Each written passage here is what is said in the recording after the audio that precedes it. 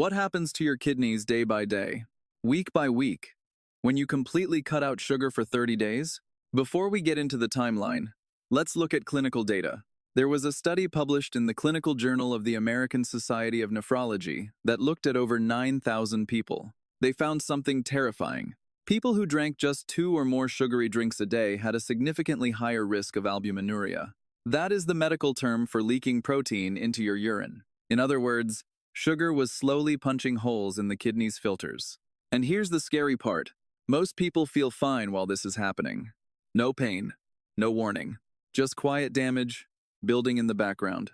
So if that's the damage, let's talk about the repair. What happens when you stop? Day 1 to day 3. The first thing that happens is not comfortable. In the first 72 hours, your insulin levels are going to plummet. This is good. This is what we want. But insulin has a side job. It tells your kidneys to hold on to sodium and water. When insulin drops, your kidneys get the signal. Open the floodgates. You are going to pee a lot. You are going to lose a massive amount of water weight. You might lose even 8 pounds in the first week. Do not get excited yet. This isn't fat. This is inflammation fluid. This is the water your body was holding on to dilute the toxic sugar in your blood. You might feel a headache. You might feel tired. You might feel irritable. This is the keto flu, or sugar withdrawal. Your brain is screaming because it's addicted to quick energy, and your kidneys are dumping electrolytes. Sodium can drop. Magnesium can drop. Potassium balance can shift. That's why some people feel weak, shaky, or crampy in this phase. But underneath that struggle, the pressure is dropping. The maple syrup in the gears is starting to thin out. Blood becomes less sticky. Your circulation begins to move more smoothly. And your kidney filters finally get a break from constant high-pressure stress. Day 7. The inflammation drop. By the end of the first week, something powerful happens. The glomerulus, the tiny filtering unit inside the kidney, starts to relax. Sugar is highly inflammatory. It creates oxidative stress. It's like rust on a car, and the longer it's there, the more the parts stiffen and corrode. When you remove the sugar, you stop adding rust. That means the body can finally switch from damage mode into recovery mode. The puffiness in your eyes starts to go down. The swelling in your ankles is drastically reduced. Your blood pressure begins to normalize. Because your arteries are no longer as stiff. High sugar makes your arteries rigid, like old pipes. When you quit sugar, the endothelial layer, the inner lining of the blood vessel, starts to produce nitric oxide again. That relaxes the vessel. Blood flows with less resistance.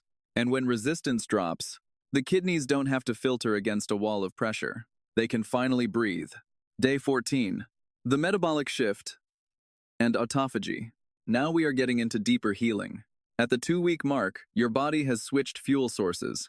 You are no longer running on sugar. You are running on fat. You are making ketones. Here is a fact most people don't hear. The kidney can run very well during fat adaptation. For many people, ketones feel like a cleaner fuel. It's like switching from dirty diesel to clean electric power. Oxidative stress drops. Inflammation drops. And then autophagy kicks in. Autophagy means self-eating.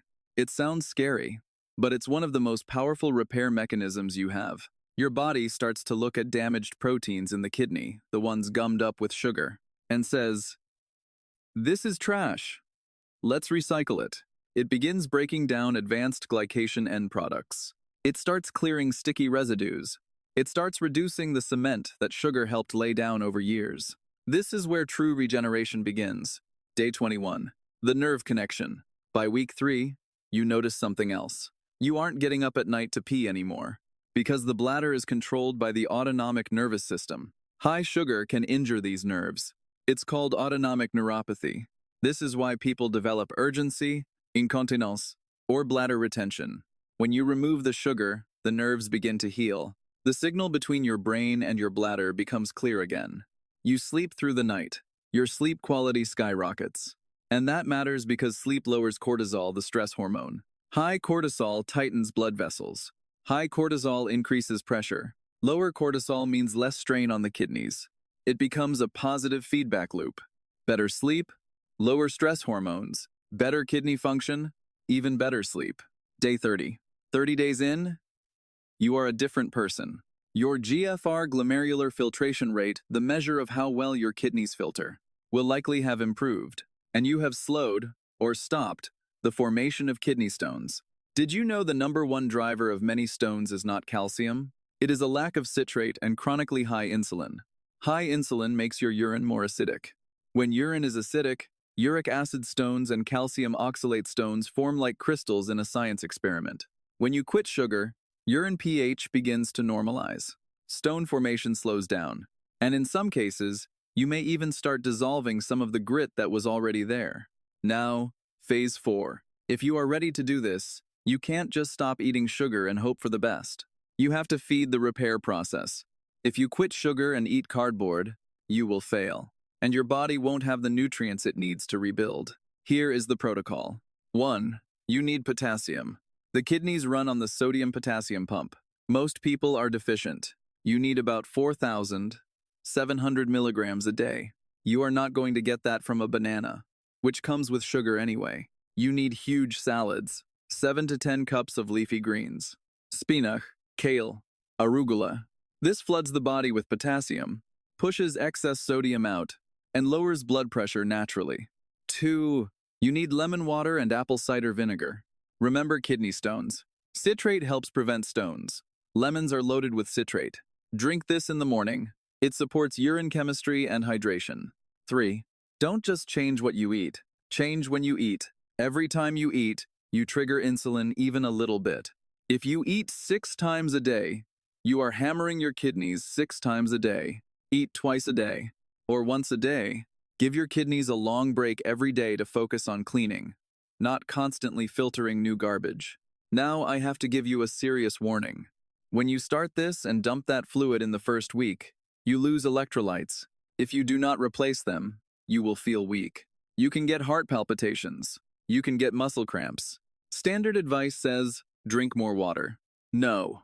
If you drink plain water when you're already low on electrolytes, you dilute your blood even more. You make the condition worse. This is called hyponatremia. You must add minerals back. A pinch of sea salt can help. Electrolytes can help. You need mineralized water. And be careful with protein. The mainstream says protein kills kidneys. That's only half true. Highly processed, low-quality protein can be hard on the kidneys. But high-quality protein, in moderate amounts, is necessary for repair, so keep it moderate. High vegetables, healthy fat, and quality protein, like running an engine at high RPM for years. When sugar is removed, that hyperfiltration pressure begins to settle down. By the second week, many people also notice less thirst. High glucose pulls water with it, which is why sugary diets can make you feel constantly dry. When glucose normalizes, thirst becomes more normal too. And when hydration becomes more stable, kidney tissue is less irritated. By week 3 and 4, if you check labs, you may see changes in markers like fasting insulin, triglycerides, and even uric acid. These are not just numbers. They reflect what is happening inside the kidney's microblood vessels. Less uric acid means less crystal formation. Lower insulin means less acidic urine. And lower triglycerides often reflect less fat overload in the liver, which also reduces kidney stress. And finally, understand this. Sugar doesn't damage kidneys in one dramatic moment. It damages them in tiny daily doses.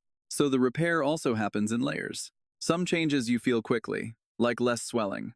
Some changes you only see later, like improved labs and lower long-term risk. The key is consistency, not perfection. Consistency.